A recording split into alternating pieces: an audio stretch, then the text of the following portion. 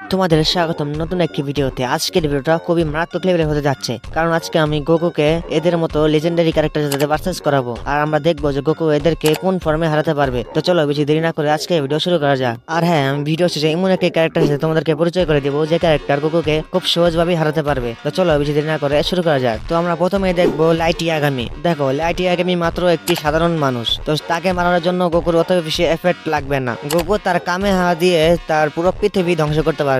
তো এটার কোনো মানে হয় না যে লাইট ইয়াগামি তাকে টক্করও দিতে পারবে। এখন তোমরা অনেকজন ভাবছো যে ডেথ নোটে নাম লিখে দিলে তো গোকু মারা যাবে, কিন্তু এটা আসলে হতে পারবে না, কারণ গোকু যদি সে চেহারা বা নামই না জানতে পারে তাকে মারা একবারে অসম্ভব হয়ে যাবে। আশা করি তোমরা বুঝতে পেরেছো। আর নম্বর 2 তে আছে গজ ছাত্র। অনেকজন মনে করে গজ ছাত্র গোকুকে হারাতে পারবে খুব সহজভাবে, কিন্তু সত্যি কথা বলতে সুপার সেন 3 তেই তার কাম তামাম হয়ে যাবে। তোমরা বুঝতে পারছো। গজ ফ্যানরা মন খারাপ করে লাভ নেই। মাদারা একটা কথা বলেছিল, তোমাদের মনে আছে? Wake up to reality. এটাই বাস্তবতা।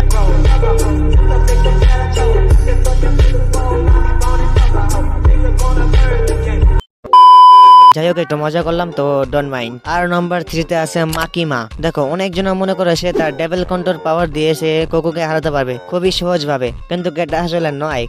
কারণ তোমরা জানো। আর হ্যাঁ, যারা মাকিমা ফ্যান তারা বলতে পারো যে মাকিমাকে একবার মারলে সে আবার জীবিত হয়ে যাবে, তাকে মারার জন্য পুরো জাপানকে ধ্বংস করতে হবে। আরে ভাই, তার কামেহা দিয়ে পুরো পৃথিবী ধ্বংস হয়ে যায়, জাপান তো কোনো ব্যাপারই না। দেখো, নম্বর 4 এ যে আছে তার পার্সেন্ট বলতে পারো যে সে 50-50% বলতে পারো তোমরা, যে গোকু 50% জিততে পারে বা 50% জিততে পারে। আশা করি তোমরা বুঝতে পেরেছো, কারণ আমি নিজেও জানি না যে কে আসল বেশি পাওয়ারফুল। তো এই ব্যাটেলটা বা ফাইটটা আমি তোমাদের উপরে ছেড়ে দিলাম, তোমরা কমেন্টে আমাকে নিশ্চয়ই বলবে। আর নম্বর 5 এ আছে নারুতো উজুমাকি। অনেকজনই মনে করে নারুতো তার ব্যারিয়ার মোড দিয়ে গোকুকে হারাতে পারবে। দেখো, নারুতো তার ব্যারিয়ার মোড দিয়ে গোকুকে একটু টক্কর দিতেই পারবে, কিন্তু সে তার সুপার সেন ব্লু দিয়ে তাকে হারানোর ক্ষমতা রাখে। আর ধরে নিলাম সে সুপার সেন ব্লু দিয়েও সে পারবে না, কিন্তু তার আলট্রা ইনস্টিংক্ট তো আছেই। তোমরা হয়তো বুঝতে পেরেছো। এতক্ষণ ধরে আমরা এমন ক্যারেক্টারকে নিয়ে কথা বললাম যারা গোকুকে টক্কর দিতে পারবে বা হারাতেও পারবে না।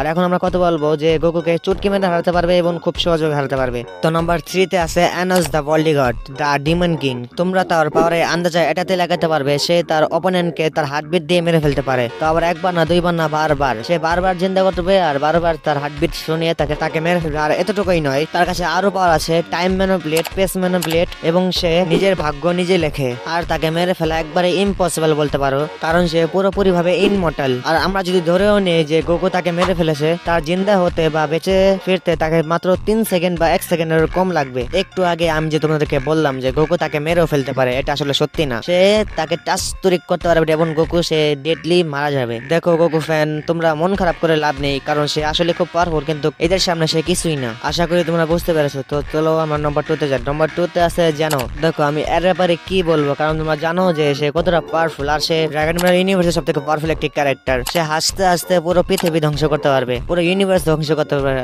আশা করি তোমরা বুঝতে পেরেছো। আর ফাইনালি এবার যে নম্বর 1 এ আছে সে গোকু জানো অ্যানোস। সবাইকে চুটকি মেরে হারাতে পারবে তোমরা বলতে পারো, কারণ সে এতটা পাওয়ারফুল যে সবাইকে হাসতে হাসতে মেরে ফেলতে পারবে। তার নাম হলো ওয়াংলিং। সে হলো daily life of the immortal king এর মেন প্রোটাগনিস্ট। সে তার ইউনিভার্সে এতটা পাওয়ারফুল হওয়া সত্ত্বেও সে খুব নরমভাবে চলাফেরা করে। আর তার পাওয়ার এতটাই বেশি পাওয়ারফুল, সে তার পাওয়ার সিল করার জন্য তাকে একটি সিল লাগাতে হয় এবং তাকে ওষুধ খেতে হয় পাওয়ার কমানোর জন্য। তো তোমরা এটাতেই আন্দাজা লাগাতে পারবে তার পাওয়ার কতটুকু হতে পারে। আর সে চোখের পলকে পৃথিবী তৈরি বা ধ্বংস করতে পারে। আর তোমরা এটাতেই তার পাওয়ার আন্দাজা লাগাতে পারবে সে টাইম ম্যানিপুলেট, পেস ম্যানিপুলেট, এবং সে মানুষকেও তৈরি ম্যানিপুলেট করতে পারবে। তার এক্সিস্টেন্স, গোকুর এক্সিস্টেন্স পুরোপুরি মিটিয়ে দিতে পারবে, আর গোকুকে কেউ মনেও রাখতে পারবেন। তো আশা করি তোমরা বুঝতে পেরেছো যার পাওয়ার কতটুকু হতে পারে।